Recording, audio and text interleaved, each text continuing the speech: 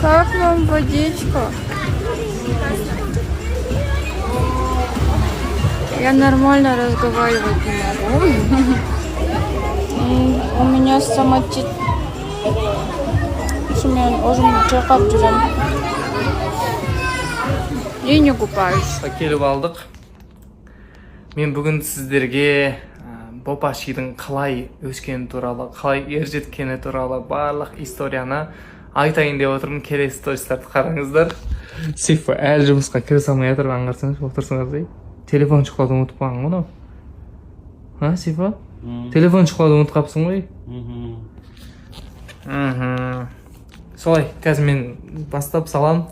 Бопашидің қалай өскені, қалай ержеткені, оның өмірдегі жолдары туралы айтып берейін сіздерге.